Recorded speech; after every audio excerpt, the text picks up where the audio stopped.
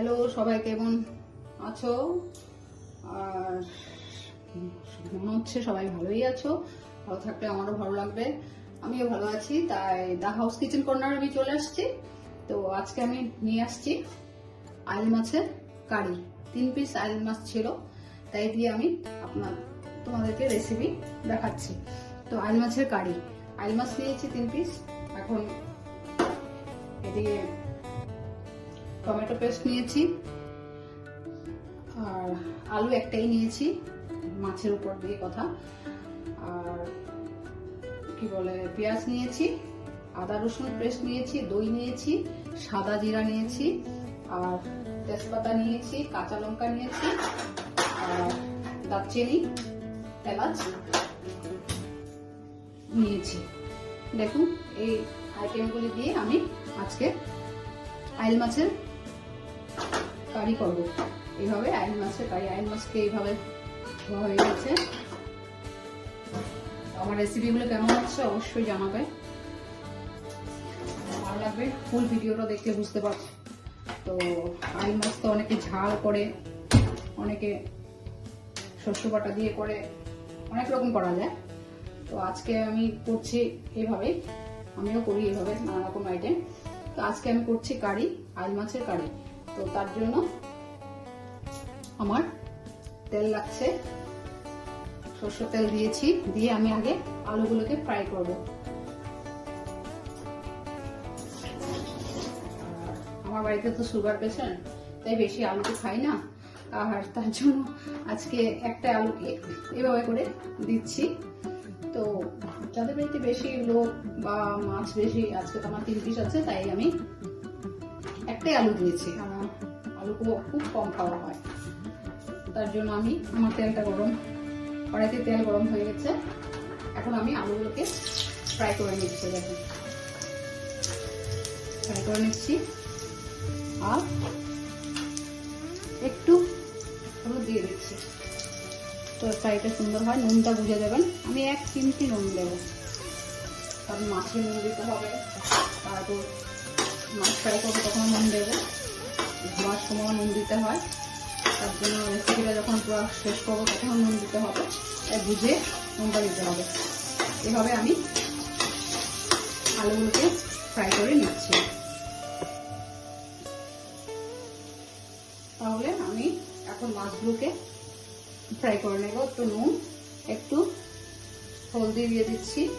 আলু মাছ তো ভীষণ বাজির মতন ফুটে, তো সাবধান, আমার তো ভীষণ ভয় লাগে, ভীষণ ফুটে এগুলি মাছগুলো, আলু মাছ। তাহলে আমার আলুগুলি ফ্রাই করা হয়ে গেছে। আমি এভাবে আলুগুলোকে তুলে নিচ্ছি।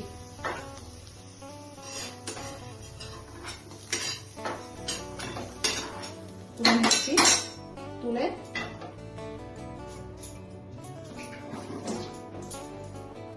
কড়াইতে তেল দিচ্ছি, মাছ ফ্রাই কড়াইতে তেল দিয়েছি। দিয়ে এভাবে মাছগুলোকে দিয়ে দিলাম। 3 পিস মাছ আছে, ফ্রাই হচ্ছে, আমি করে নামাবো। তাহলে এখন লাইট করে ফ্রাই করব, পরে এখন আমি তুলে নেব। ঠিক আছে,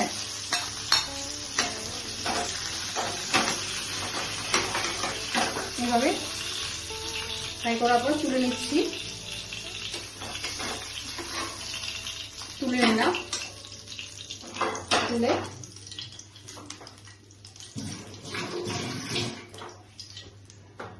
এইভাবে তুলে নিচ্ছি। তুলে আমি আরেকটু সরষের তেল অ্যাড করছি। সরষের তেল অ্যাড করলাম, অ্যাড করে এখানে গোটা সাদা জিরা দিচ্ছি,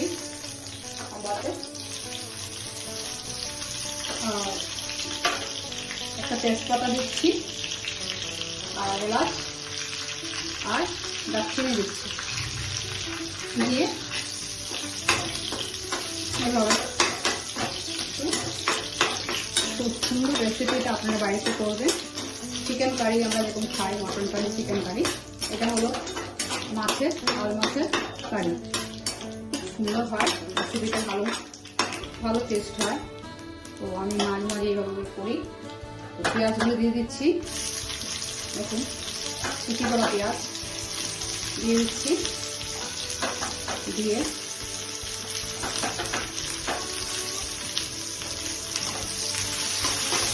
এইভাবে এদিকে এই সাইডে ফ্রাই হবে। আর আমি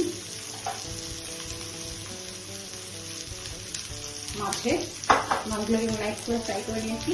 দই দিচ্ছি ম্যারিনেট করার জন্য, দই দিয়ে মাছগুলোকে ম্যারিনেট করবো।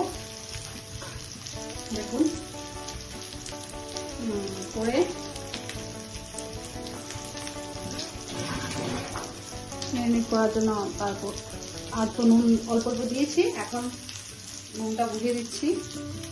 আর হলুদ দিচ্ছি, আর জিরার গুঁড়া দিচ্ছি, ঠিক আছে।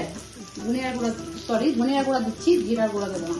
তো দই, নুন আর কি বলে দই, ধনিয়ার গুঁড়া আর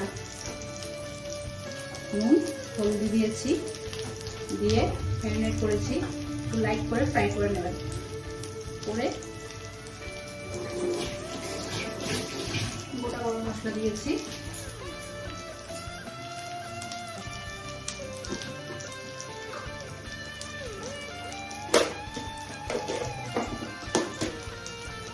দিয়ে এখন আদা রসুনের পেস্টটা দেবো আমি সেই তেলে। পেঁয়াজটা হয়ে গেছে, রসুনের পেস্ট দিলাম, এইভাবে কালারটা চলে আসছে, সুন্দর গন্ধ রয়েছে।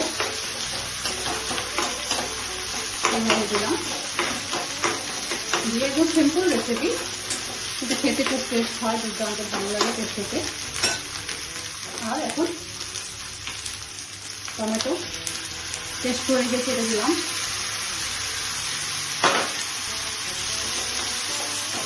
টমেটো পেস্ট করে রেখে এটা দিয়ে দিয়েছি।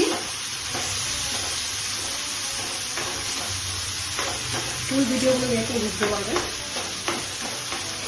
টমেটো পেস্ট করে দিয়ে দিলাম, সুন্দর কালার চলে আসছে। এখন আলুগুলো দিয়ে দিচ্ছি,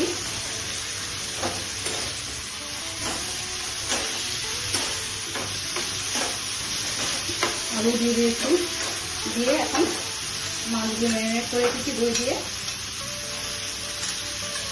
ধনিয়ার গুঁড়া দিয়েছি, জিরার গুঁড়া দিইনি। এবারে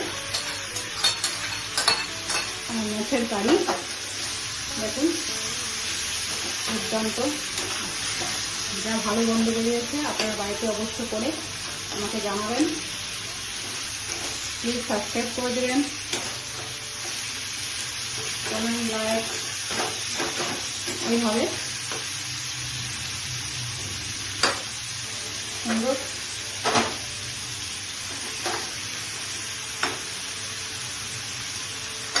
দেখুন।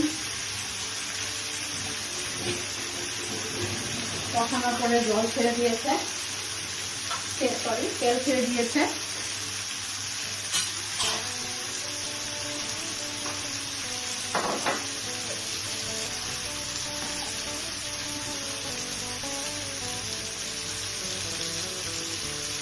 তেলটা ছেড়ে দিয়েছে, দেখুন তেল ছেড়ে দিয়েছে। এখন আমি জল দিয়ে দিচ্ছি,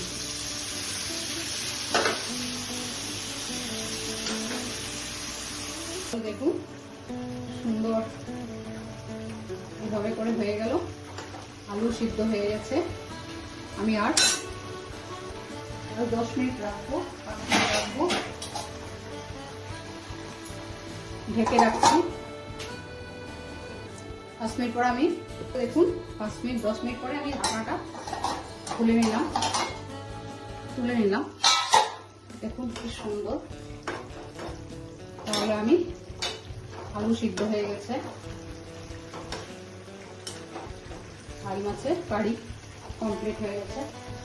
আপনারা অবশ্যই বাড়িতে করবেন, করে আমাকে জানাবেন।